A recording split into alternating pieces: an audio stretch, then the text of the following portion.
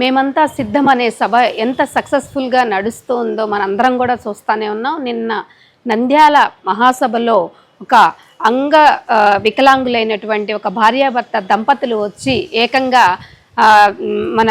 నాయకులు గౌరవనీయ ముఖ్యమంత్రి వైఎస్ జగన్మోహన్ రెడ్డి గారిని కలిసి మరి వాళ్ళు వికలాంగ పెన్షన్ని తీసుకోవటమే కాదు, ఏదైతే వారు ఇప్పుడు 3,000 రూపాయలు వికలాంగుల పెన్షన్ తీసుకుంటా ఉన్నారో ఏ విధంగా ఆ పెన్షన్ వల్ల వాళ్ళు కాన్ఫిడెంట్గా ఇవాళ రోజున ఒక టెట్ అంటే టీచర్ ట్రైనింగ్ టెస్ట్ కూడా త్రూ అవ్వటము, భార్యాభర్తలు ఇద్దరు కూడా ఇవాళ డిఎస్సికి కూడా ప్రిపేర్ అవుతున్నాము. ఈ నమ్మకంతో మాకు మీరు ఇచ్చినటువంటి ఒక భరోసాతో జీవితం మీద వచ్చినటువంటి ఒక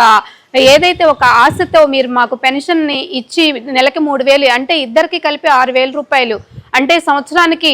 3.5 లక్షల రూపాయలు మేము తీసుకుంటా ఉన్నాము ఒక్కొక్కళ్ళము. నిజంగా అది మాకు ఒక జీవితం మీద ఆశను చూపించింది అని చెప్పడమే కాదు, ముఖ్యంగా వాటిని మేము బేస్ చేసుకొని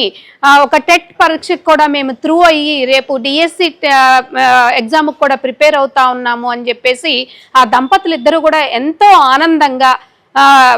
మన గౌరవనీయ ముఖ్యమంత్రి వైఎస్ జగన్మోహన్ రెడ్డి గారిని చాలా అంటే లైక్ ఒక కృతజ్ఞతాభావంతో వాళ్ళు వారిని కలవటం జరిగింది. కాబట్టి దీన్ని బట్టి మనకేమర్థమవుతుందండి, ఇవాళ రోజున పెన్షన్ ద్వారా అంటే లైక్ ఒక వృద్ధాప్య పింఛన్ కావచ్చు, వికలాంగ పింఛన్ కావచ్చు, అలాగే వితంతు పెన్షన్ కావచ్చు, ఇలాంటి ఒక అంటే టెన్షన్గా ప్రతి నెల వాళ్ళకి ఇవ్వటం వల్ల వాళ్ళ అవసరాలను తీర్చుకోవటమే కాదు, ఒక భరోసాని వాళ్ళ లైఫ్ మీద వాళ్ళకి ఒక కాన్ఫిడెన్స్ను కూడా క్రియేట్ చేసినటువంటి వ్యక్తి జగన్మోహన్ రెడ్డి గారు అని చెప్పేసి అనుకోవడంలో మనకు ఎలాంటి సందేహం లేదండి. ఇవాళ రోజున తెర మీదకి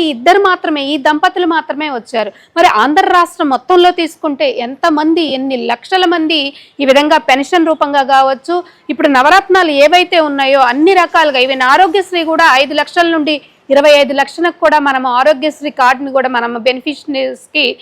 పెంచడం జరిగింది. అలాగే విద్య కావచ్చు, వైద్యం కావచ్చు, ఎన్ని పని మార్పులు తీసుకొచ్చి కాబట్టి ఇవాళ రోజున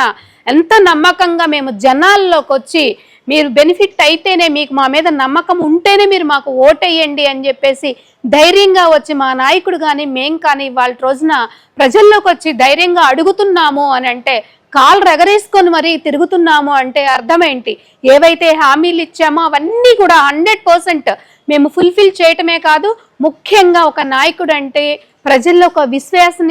విశ్వాసాన్ని మెండుగా కలిగించినటువంటి వ్యక్తి జగన్మోహన్ రెడ్డి గారు అని చెప్పుకోవడంలో ఎలాంటి సందేహం లేదు అని చెప్పేసి రాష్ట్రంలో ఉన్నటువంటి ప్రజలందరికీ కూడా నేను చెప్తా ఉన్నానండి.